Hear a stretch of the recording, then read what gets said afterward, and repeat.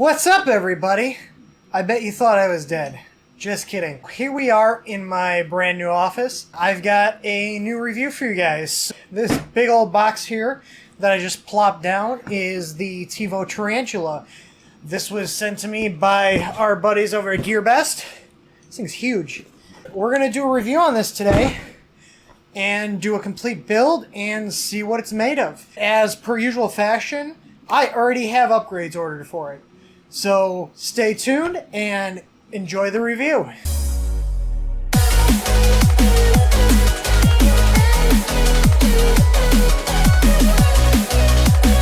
You have the packaging here. Inside is the user's manual. There's also a couple of warranty cards and service information on the back.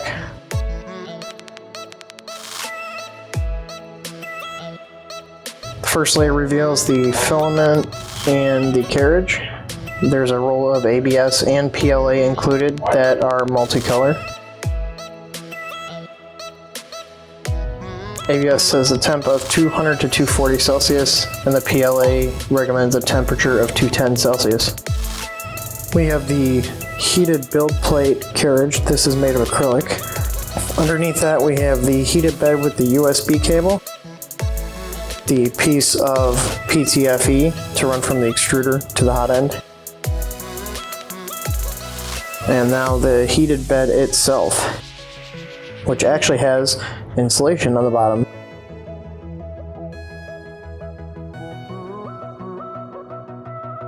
This will help decrease heat times and keep it hot. We have a length of wire for the main power to the board from the power supply. A AC power plug. Now this is the EU version, so I will be using a plug adapter to adapt this. I did give them kudos for putting pre-curved ends on the end of it. This was only because they did not have the US version in stock at the time. This is the micro switches for the end stops. There are 4 included, 1 spare. This is the heated bed cable for power and the thermistor. This uses the same style connection that the A-net heated bed uses, but there are 2 power leads. Stepper motor connections. These are all the acrylic pieces that make up the gantry and Z-mount and end stop mounts. More annoying brown tape to take off. This is the extruder mount. Wheels, pulleys, screws, bolts, nuts, and the bags are actually labeled. These are the extruder parts, as you can see here. This is cable wrap to take your hot end cables and make them look all nice.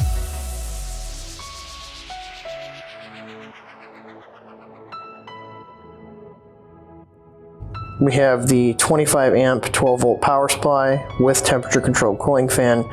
This package contains the additional corner braces that are included and the 8 GB SD card.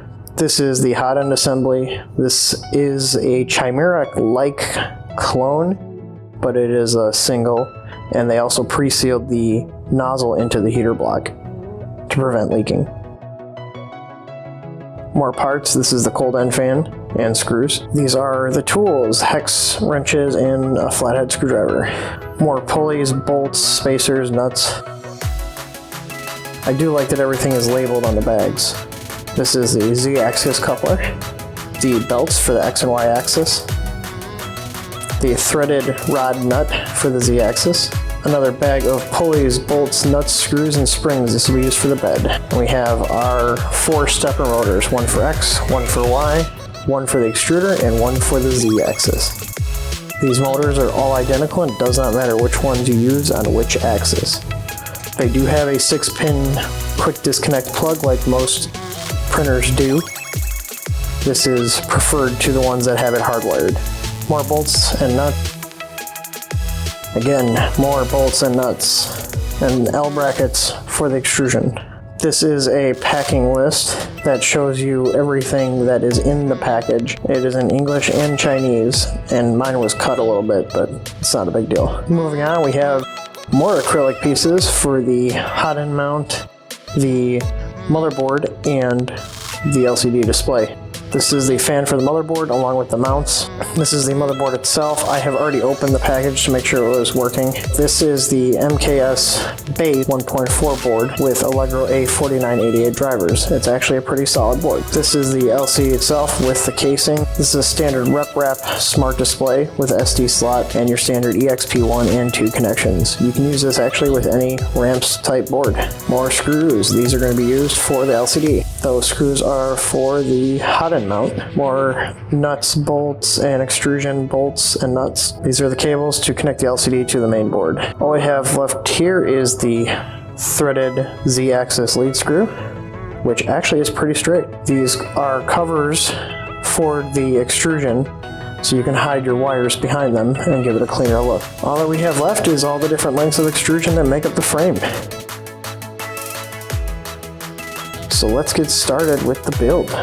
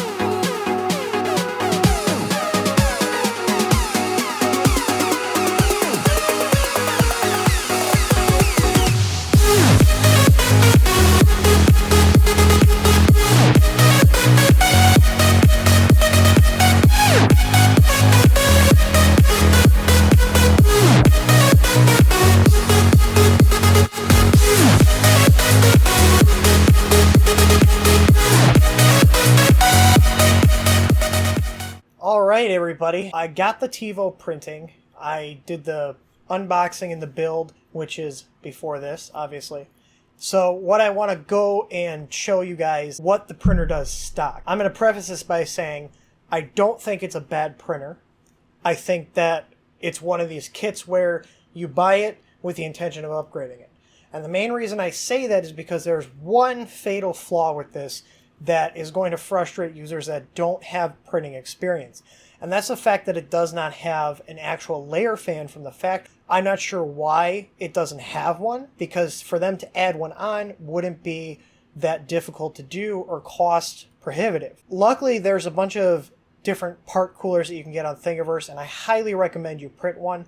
I haven't printed one yet because I'm actually in the process of redesigning the whole X carriage to hold a V6 hot end, a bed leveling sensor, and a layer. I'm going to be doing that to it along with a few other upgrades, and once I get some more time, which is in short supply right now, I'm going to basically do a follow-up video of the Anycubic Castle and the Tevo Tarantula, where they started at and where they're at now. So what I'm going to show you here is the Benchy that I did, completely stock. I used the built-in Simplify 3D profile for the Tevo Tarantula, and I'm using the stock firmware on the printer's board. It's as baseline as you can get. Now, I do not use Cura because I am a 100% Simplified 3D user. Some of you may disagree, some of you may agree with that, but that's what I use. So that's what I used to slice this and print it. It printed, the printer moved fine, there were no issues mechanically, but because it does not have the layer fan, it causes issues with the actual print quality. So you'll see here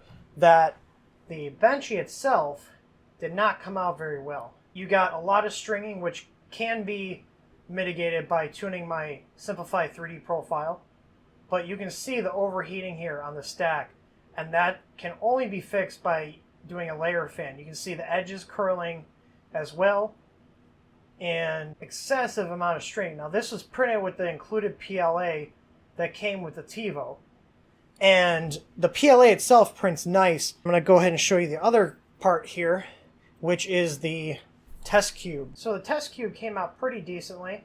You can see the layer lines are good, but again, right in that center there, you can see the overheating. You can see the X is not sharp. Corners are okay. The layer lines are actually surprisingly good for how the Z-axis is set up on this.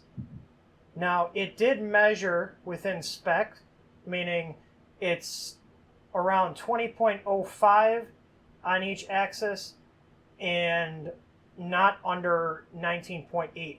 That's what I consider good tolerances for the actual printer. Like I said, it's not a printer that I would recommend to somebody who hasn't built a printer before. And I'm going to be looking down here a little bit because I have notes in front of me on the screen that my camera's on. I'm going to start off with the negatives here. On the guide, when I built this, I followed the guide from start to finish. I didn't use any YouTube videos. I didn't use any outside help. So I was going into it with the mindset of, I am a newbie. I just bought this printer because it looks like a good printer, because it's in the $200 range, it has a heated bed, and all these other features. I went into it with that mindset. The way the guide is set up, it cannot be handed to a noob that hasn't built a printer before and expect them to get a working printer without any external help.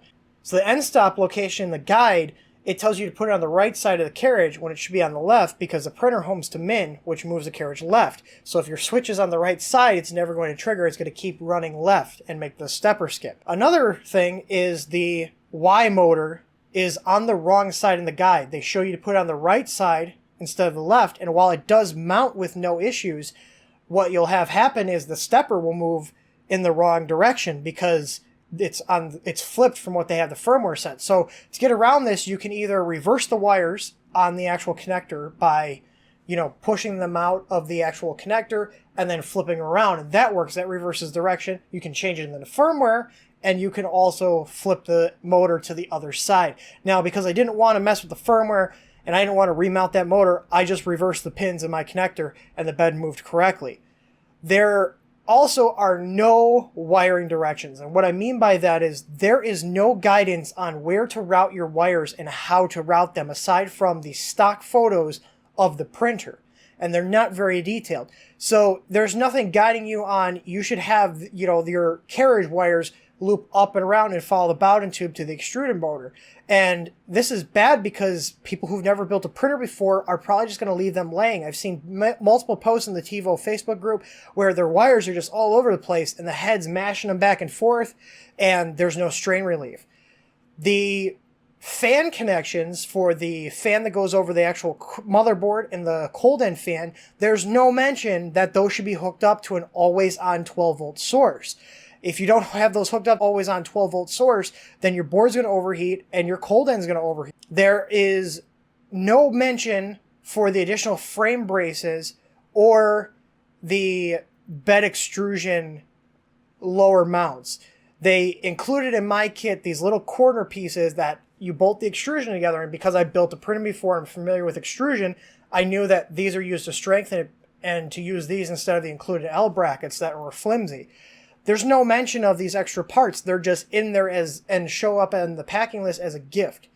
The additional bed acrylic piece, which they include to stiffen up the bed, it just shows a picture that says bed stiffener. That's it. It doesn't tell you to put it on the bottom side or the top side where you're putting it together. I put mine on the top side. Another thing I will mention, since we're talking about the bed, the carriage itself is acrylic. It's got a lot of play in it. Even if you properly tension your wheels onto the extrusion, the bed actually wobbles a little bit, and that's going to translate to noise in your prints. The actual print quality I got off of this cube, even without the layer fan, was actually quite acceptable. It was better than my ANET A8 out of the box. It does not have a aluminum or steel or anything, any sort of metal Y carriage, which is a big negative. So I actually ordered an aluminum Y carriage to put on this, and it was about $23 shipped. I'll put a link down in the description below to the site. It's just a little independent site, and a few other people recommended them. The firmware.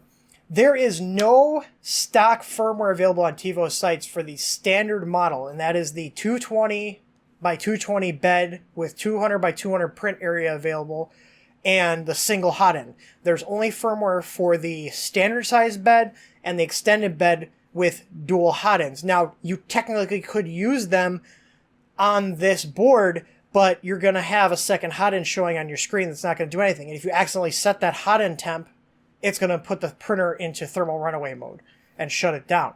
The hot end mount itself, when you're going through the guide, it shows the hot end on the rear of the extrusion on the first 2 pages. The 2 pages that tell you how to assemble it show it incorrectly, but then later they actually show it in the correct location. So on this printer, you have your 2040 extrusion, and you have your carriage that kind of sits on top here, and the hot end hangs down.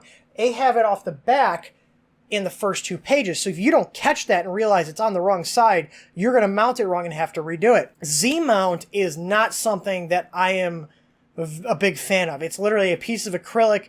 It's flimsy. It's not very thick, and it adds a lot of play to the Z-axis. So that's going to get replaced with printed parts. All the printed parts that I recommend for this printer are going to be in the description below on Thingiverse. I'm also working on a V6 carriage that is a vertical carriage versus the horizontal one, that will hold a V6 hot end with an auto bed leveling sensor that you can use with my kits.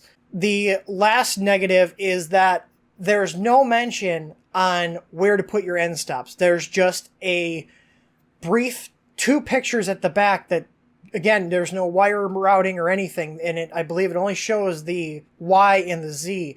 It doesn't tell you that the X end stop needs to go on before you put the actual pulleys on there, or the bearings, whatever you want to call them, because you have to take them off to put the end stop on to fit the screws through, because the screws have to go through the back and then through the end stop, and you put the nut on the top. If you don't do that before you put those bearings on, you're not going to be able to get the screws on without removing the bearings. Now, enough of the negatives. The good things I liked right out of the box is they give you an RepRap Smart Controller, which is an LCD 2004 display with a rotary encoder. Now, if you've ever used those 5-button LCD 2004 displays, you can understand how terrible they are to navigate. Just having that encoder makes using the printer a million times easier, and I give you guys props for that. The stock board is actually an off-the-shelf MKS baseboard with A4982 Allegro 1/16 stepping drivers. Try saying that 10 times fast. It's a good board. It's the Mega 2560 CPU, so it's a lot faster chip than what you get on most printers like the ANET A8 or even the Creality CR10. Those have the Atmel 1284P chip, which, while it's a good chip, is very limited on its outputs. With this MKS baseboard, you can add servos onto there, an extra extruder, an extra hot end, additional fans, LED control, power supply, on control if you're using an ATX power supply. Really, it's endless. It's a standard board, and you can use standard Marlin on there. You don't have to use Tevo's firmware. So I'm actually going to keep that board and not upgrade that board when I do a bunch of overhaul to it. The power supply is actually a good power supply. It's your standard LED driver power supply, but it's a 25 amp versus the 20 amp that you see on most printers, and it has a temperature controlled cooling fan. Props to you for actually including a good power supply, Tevo. The wiring on the heated bed, while it does use that flex connector where you can disconnect it like what's on the ANET A8 beds, which I'm not a big fan of because they don't carry current very well, they do have 2 pairs of wires for positive and negative for power, so that should help distribute the load. I haven't seen in the Tevo forums any issues with the bed connector melting, but I have seen issues with the MKS S-base board hot bed connector melting. Now, I highly recommend on any printer that you use an external MOSFET. They're about $10. I will put a link in the description below. And they take the load off of the board. The stock board should not be used for heated beds unless you're powering a tiny bed like what's on my start. I'm actually using the Ramps integrated MOSFET for that, but that's literally a 5 amp heated bed. This bed pulls 11 to 12 amps just like most of the other printers. The heated bed actually includes bed insulation, which is something I do to all my printers. There's also a video on this channel showing how to do that. I was really impressed that that came out of the box. It really helps with the heat up times. The frame itself is all aluminum. Now, there are some acrylic parts like your Z/X mounts that the pulleys that ride it on the extrusion, those are acrylic, but they're thick, and there's 4 screws per side that hold the X gantry onto those pieces. The only part I can complain about frame-wise is, like I said before, the Z motor being acrylic, and there's a lot of printed parts that can fix that. But if you're listening, Tevo, fix that. Put something better on there that isn't just a flat piece that the motor's hanging off and it can bend like this. I'm not a fan of it. I'd also like to see dual Z included. Now, I do know you sell the dual Z kits, and I've actually ordered one for this printer, but I would like to see that standard, especially considering it's a few bucks more than the ANET, and while it is using an aluminum frame, I think the dual Z is a benefit, and having the motors on the bottom versus the top is going to give the printer more stability. So that's another thing I'll be doing to mine, is moving my Z motors to the bottom. The bed itself, even though it can only print stock 200 by 200 by 200, with some modifications, which is why I'm redesigning my own carriage, you can actually address the full 220 by 220 on that bed, just like an ANET A8. You should also be able to get the height up to 240 if you remove your bed springs and go with solid mounts and auto bed leveling kit, and you'll get more build volume. So I do like that. The biggest thing here, and this is a huge deal for these Chinese printers, because at the end of the day, you're essentially buying a box of parts with minimal support. Now, I know the Tevo guys are on the support forums and they keep an eye on things, but they don't really interact and help people out with the issues. They more just observe and try to gather some feedback. And I know they're working on getting things fixed and taking feedback from the community, because there have been revisions to their products. This is my first Tevo product. The community for this printer is 28,000 people right now, as of July 19th, 2017. It's over 28,000 people. That's a lot of people. Now, there's a lot of people in there that have no idea what they're doing, but there's also a lot of people in there that are very knowledgeable and help people out with the common issues you'll encounter with this printer.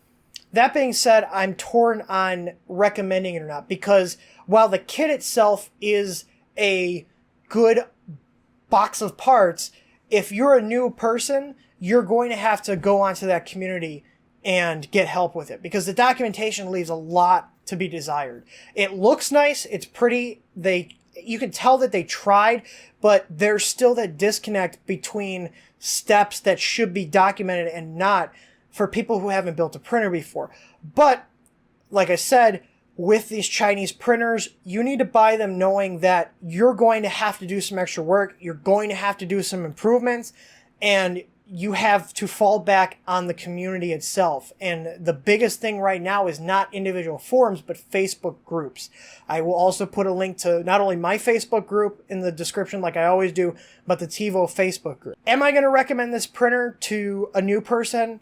Absolutely not, unless you really want to get in there and get your hands dirty and learn how the printers work. If that sounds like a good time to you, which it is to me, so if you're someone like me that likes to tinker and you just want to jump in feet first and get your hands dirty with a 3D printer, then this is a good kit for those kind of people. If you're a person that already has a 3D printer and is looking to add on an additional printer and upgrade it, then I would say if it's around the $200 price point or less, then it's a good buy. It's in the same class as the ANET A8. I think that it's a step above the ANET A8 because of the fact that you have an aluminum frame and it's got a better motherboard out of the box, a better power supply. The biggest thing that is detrimental to this printer is the layer fan. Why they would not include a layer fan with this printer just honestly boggles my mind.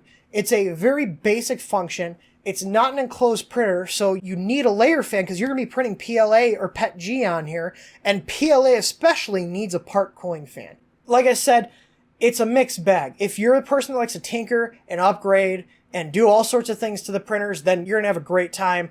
I'm having a great time going through all the different parts people have created and making my own parts and modifying it. If you want a printer that's like the Creality CR10, which I have 2 of, where you just bolt on the top frame and hook up some wires and you're up and running in an hour, this is not the printer for you. This is the printer for people that like to modify, upgrade, and tinker and learn. If that sounds like someone that is you, then I would recommend picking it up. There's tons of great kit printers that offer the opportunity to learn. But do understand that when you buy this, you're getting a box of parts and you're kind of on your own with figuring things out and turning to the community to get those things figured out if you can on your own. That being said, I'm going to wrap this review up. I actually have a few other things coming in this week. GearBest is sending me the ANET E10, and Tevo is looking like they're going to be sending me the Tornado once it's ready, and I might have another printer on the way as well, which means I'm going to be running out of room soon, and I'm probably going to have to start getting rid of some of these printers that I don't use often. I'm thinking maybe a giveaway once we hit around 1,000 subscribers. Let me know what you guys think. Anyways, thanks for watching. I really appreciate it. Give me feedback. I'm just shooting this video on my Logitech C922 camera just to see how the quality is. The lighting looks pretty good, and I've got a bunch of lights around me to try to light everything up nicely. I apologize that my printers aren't running in the background. I just got done running a bunch of print jobs, and I just wanted to get this done because I've been dragging my feet on this review for about a week or two now. It's just been crazy. Thanks for watching. Like, comment, and subscribe. Seriously, can someone let me know if I still need to do that? I feel like it's irrelevant. You're here and watching it. I think you can figure out what to do by now. Thanks, guys and girls. I will see you later. Bye.